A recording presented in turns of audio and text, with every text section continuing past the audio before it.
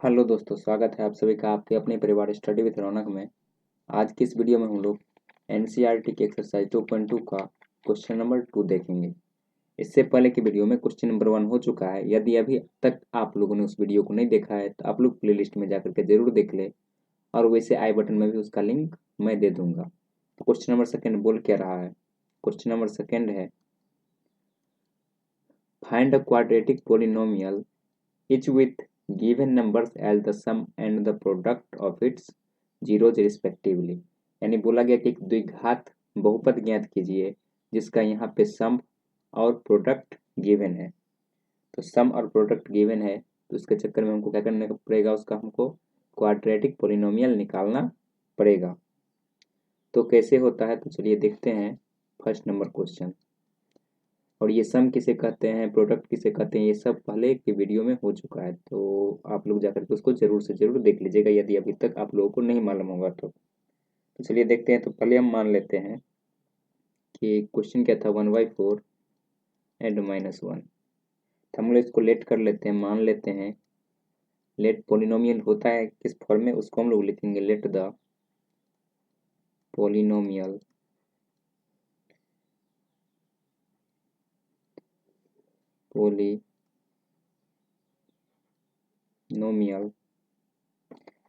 B किस form में होता था, ax² plus bx plus C के फॉर्म में कोई भी पोलिनोमियल को हम लिखते हैं, ठीक। और एंड इसके जीरोज को हम केस में लिखेंगे, एंड इट्स जीरोज को मान लेते हैं zeros be alpha and beta, ठीक। तो सम क्या होगा, यानी कि इस जीरो का सम अल्फा प्लस बीटा हो जाएगा, ठीक। अल्फा प्लस बीटा यानी सम का फॉर्मूला भी होता था, क्या होता था, -b/a। और यहाँ पे अल्फा प्लस बीटा दिया क्या गया है, 1/4 दिया गया है। तो 1/4 को क्या लिखेंगे हम लोग, -b/a। और ऐसा इसलिए लिखेंगे क्योंकि क्या होता था अल्फा सम में coefficient of minus into coefficient of x bye coefficient of x², ये होता था, या -b/a ये लिखते थे। तो इसी तरीका से अल्फा प्लस बीटा का यहाँ तो एड तो क्या दिया गया है, सम दिया गया है 1/4, बट फॉर्मूला से क्या होगा, -b/a, ठीक। और हम अल्फा इंटू बीटा निकाल के देखते हैं। तो अल्फा इंटू बीटा का होता था, क्या दिया गया यहाँ पे, -1। और वैसे होता क्या था, तो c/a, यानी कि यहाँ होता था constant term by coefficient of x² होता था ना। प्रोडक्ट में क्या होता था, सम प्रोडक्ट ऑफ जीरोज में क्या होता था, तो कांस्टेंट टर्म बाय क्या होता था, कोफिशिएंट ऑफ x²। तो कांस्टेंट टर्म क्या है, c, और ये x² का कोफिशिएंट क्या है, a। या फॉर्मूला भी होता है c/a, ठीक। तो यहाँ पे देखिए क्या है, तो -1 तो आ गया यहाँ के चक्कर में, ठीक। बट यहाँ ए का वैल्यू क्या है, 4 है अगर इसके हिसाब से देखेंगे, बट यहाँ पे ए का वैल्यू कुछ नहीं तो क्या हो सकता है, 1। यानी इसको भी हमको 4 लाना पड़ेगा, दोनों का डिनोमिनेटर को सेम करना पड़ेगा। तो हम लोग क्या करेंगे, -1 और 1 को 4/4 से अगर मल्टीप्लाई कर लें कोई फर्क पड़ेगा, कोई फर्क नहीं पड़ेगा, क्योंकि 4/4 क्या हो जाएगा, कैंसिल आउट हो जाएगा। और इसके चक्कर में मेरा डिनोमिनेटर यानी ए का वैल्यू क्या आ जाएगा, 4 आ जाएगा। तो इसको क्या लिख सकते हैं, -4/4, ठीक। तब यहाँ से देखिए दोनों जगह ए का वैल्यू क्या है, यहाँ भी ए का वैल्यू क्या था, 4 है, और यहाँ भी ए का वैल्यू कितना आ गया, 4 आ गया।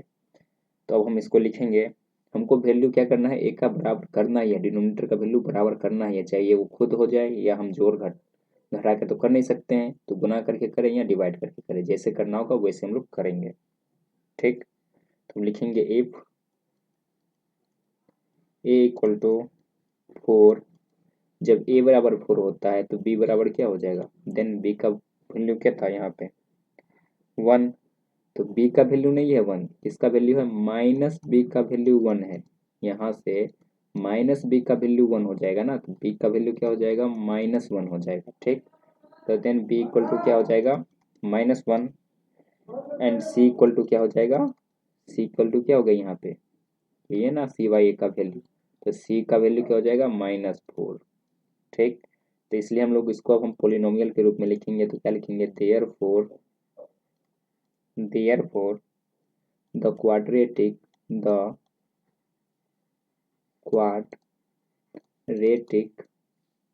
polynomial is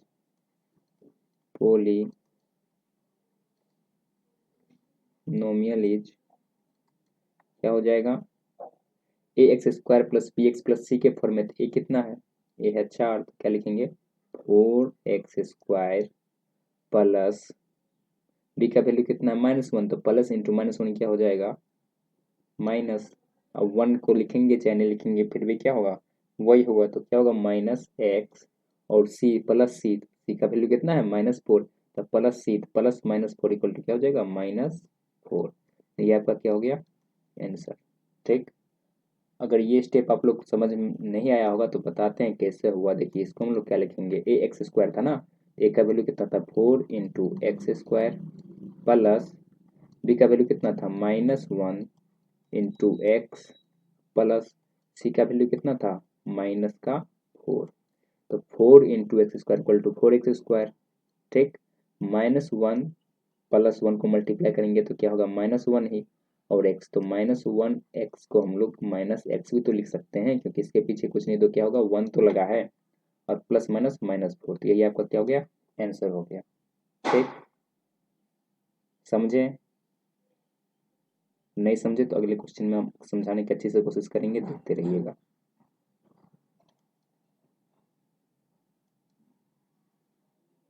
चलिए अगला क्वेश्चन देखते हैं, अगला क्वेश्चन क्या है। सेकंड नंबर क्वेश्चन है √2 एंड 1/3। ठीक, तो इसी जैसे कि उस क्वेश्चन को बनाए थे सेम टू सेम इस क्वेश्चन को भी उसी प्रकार से बनाएंगे। तो क्या लिखेंगे, let the polynomial be ax² plus bx plus c और एंड इट्स zeros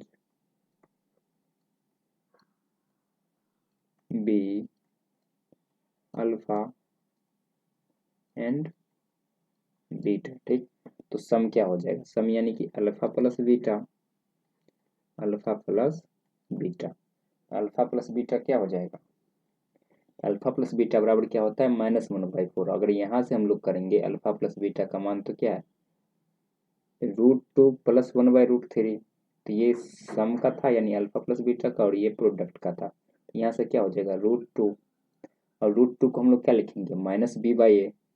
ठीक, क्योंकि होता ही है सम जो होता है पोलिनोमियल का, वो जीरोज का सम जो होता है वो क्या होता है minus into coefficient of x bye coefficient of x², तो क्या हो जाएगा -b/a।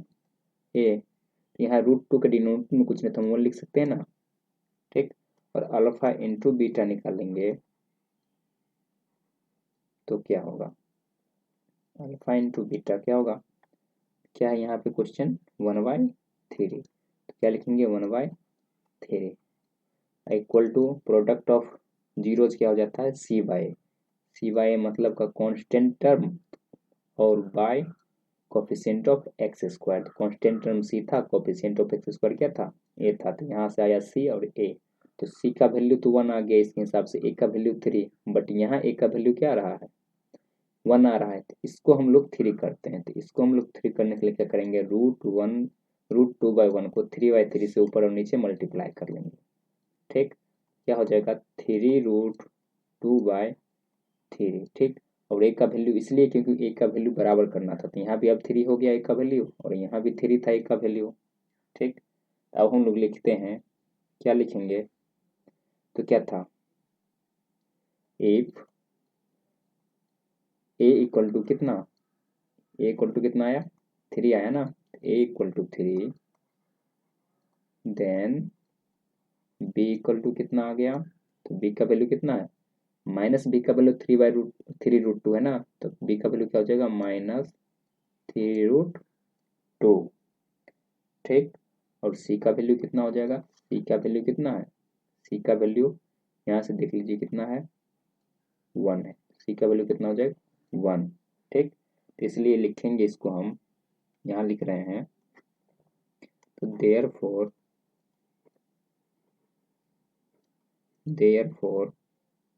the quadratic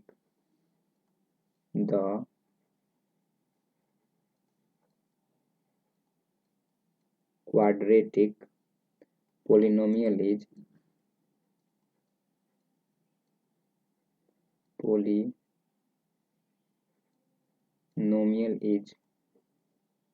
क्या हो जाएगा, ए एक्स स्क्वायर, ए का वैल्यू कितना है 3, क्या लिखेंगे 3x², और प्लस क्या है, प्लस बी एक्स, तो बी का वैल्यू कितना -3√2, प्लस माइनस को मल्टीप्लाई करेंगे तो क्या होगा, माइनस ही होगा, तो क्या लिखेंगे -3√2x। ठीक, और प्लस सी, तो सी का वैल्यू कितना है 1, तो क्या लिखेंगे 1। यही आपका क्या हो गया, आंसर हो गया। और यहाँ भी अगर समझ में नहीं आया ये कैसे हुआ, तो कैसे हुआ देख लीजिए, हम लोग क्या लिखेंगे,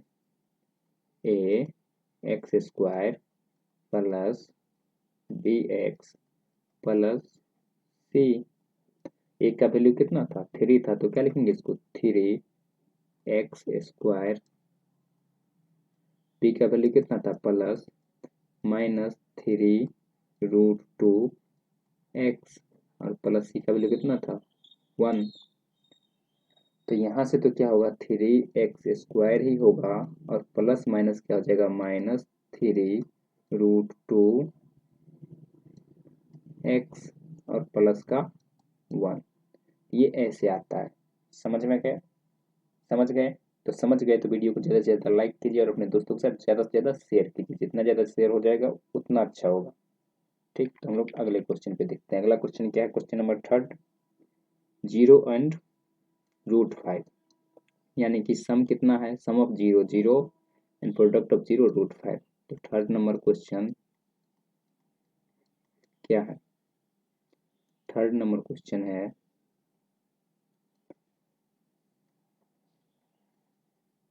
0 एंड √5।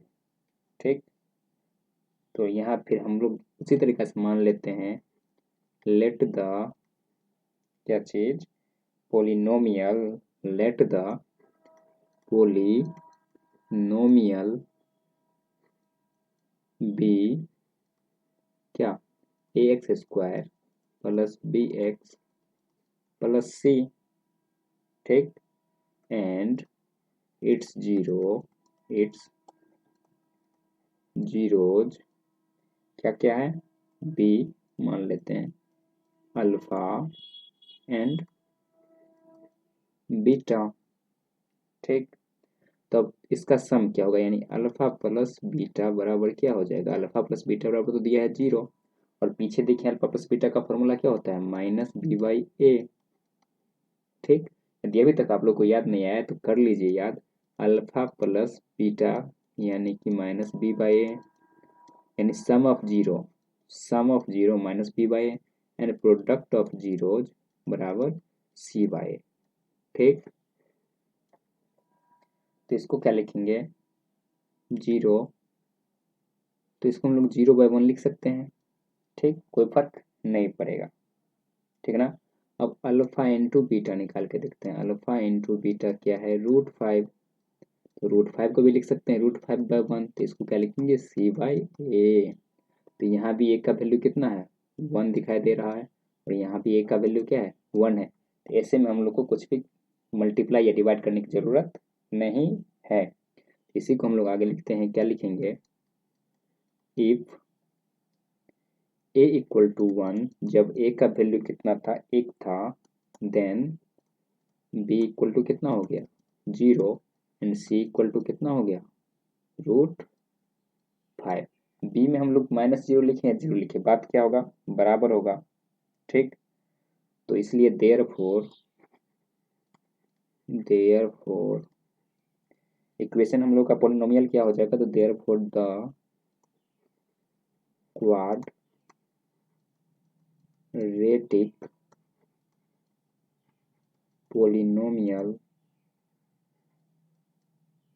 पॉलिनोमियल क्या हो जाएगा, इज क्या हो जाएगा, एक्स स्क्वायर प्लस रूट 5। ऐसा अब क्यों होता है, तो देखिए क्यों होता है। पॉलिनोमियल हम लोग माने क्या थे, A X square plus B X plus C. तो ए का वैल्यू तो कितना था 1, तो 1 एक्स स्क्वायर प्लस बी का वैल्यू कितना था 0 एक्स प्लस सी का वैल्यू कितना था √5। तो ये 0 इंटू एक्स इक्वल टू तो 0 ही हो गया, तो क्या लिखेंगे इसको, एक्स स्क्वायर प्लस √5 यहाँ से आया। ठीक, अब हम लोग अगला क्वेश्चन देखते हैं, क्वेश्चन नंबर 4 क्या है। तो क्वेश्चन नंबर 4 को देखते हैं। क्वेश्चन नंबर 4 है 1 and 1। तो यहाँ फिर उसी तरीका से मान लेते हैं, let the polynomial be A X square plus B X plus C and its zeros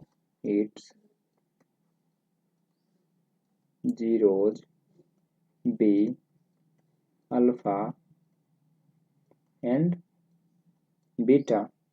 तो यहाँ पे सम ऑफ जीरो क्या हो जाएगा, सम ऑफ जीरो क्या हो जाएगा, alpha plus beta equal to 1। ठीक, इक्वल टू इसको क्या लिखेंगे, अभी लिखे अल्फा प्लस बीटा, यानी सम ऑफ जीरो क्या होता है माइनस बी बाई, तो माइनस बी बाई ए। यहाँ तो ए का वैल्यू है नहीं, तो हम लोग नीचे में 1 तो कर सकते हैं, तो 1 से डिवाइड करने पे कोई फर्क नहीं पड़ता है। इस तरीके से हम लोग अल्फा इंटू बीटा करेंगे, यानी प्रोडक्ट ऑफ जीरो करेंगे, तो क्या हो जाएगा, प्रोडक्ट ऑफ जीरो भी कितना दिया गया है, 1 दिया गया है। इसको क्या लिखते हैं, प्रोडक्ट ऑफ जीरो का फॉर्मूला सी बाई ए, तो क्या लिखेंगे सी बाई ए। और यहाँ भी डिनोमिनेटर यानी ए का वैल्यू नहीं मालूम है, तो हम नीचे में 1 से डिवाइड कर सकते हैं। ठीक, तो यहाँ भी ए का वैल्यू कितना दिख रहा है, 1 दिख रहा है, तो यहाँ भी 1 का वैल्यू, ए का वैल्यू 1 ही दिख रहा है। तो फिर हम लोग को किसी भी चीज़ से मल्टीप्लाई या डिवाइड करने की ज़रूरत नहीं है। तो लिखेंगे इसको, क्या लिखेंगे, इफ ए इक्वल टू 1, जब ए का वैल्यू 1 था, then B equal to -1।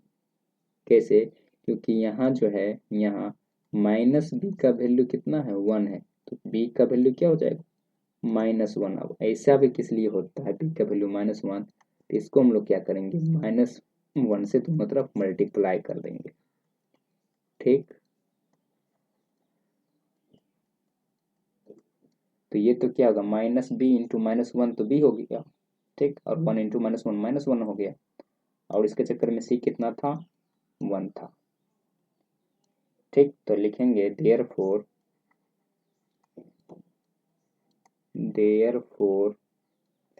The quadratic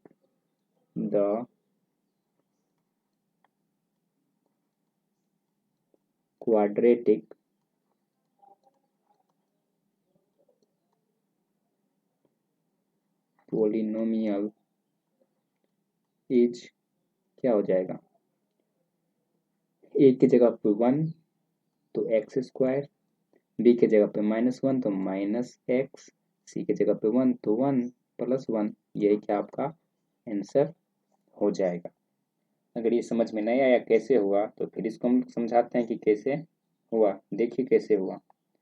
हम लोग जो थे पोलिनोमियल क्या माने थे, पोलिनोमियल माने थे ए एक्स स्क्वायर, कलम पेन का कलर चेंज कर लेते हैं, क्या माने थे polynomial, A X square plus B X plus C. A का वैल्यू कितना आया, ए का वैल्यू तो आ गया 1, तो 1 into X square plus B का वैल्यू कितना है -1 इंटू एक्स प्लस सी का वैल्यू 1। ठीक, तो यहाँ से 1 इंटू एक्स स्क्वायर करेंगे तो क्या होगा, एक्स स्क्वायर, -1 इंटू एक्स करेंगे और ये प्लस, तो प्लस माइनस माइनस और माइनस एक्स, और ये प्लस का 1। ठीक, तो यदि आप लोग को समझ में आया होगा तो वीडियो को ज़्यादा से ज़्यादा लाइक और अपने दोस्तों के साथ ज़्यादा से ज़्यादा शेयर जरूर कीजिएगा। इस वीडियो में हम लोग क्वेश्चन नंबर 2 का 4 तक ही देखेंगे। इससे अगला क्वेश्चन हम लोग नेक्स्ट वीडियो में देखेंगे। तो वीडियो यदि समझ में आया हो, सेशन यदि अच्छी लगी हो तो दबा करके लाइक और शेयर जरूर कीजिए। वीडियो को अंत तक देखने के लिए धन्यवाद।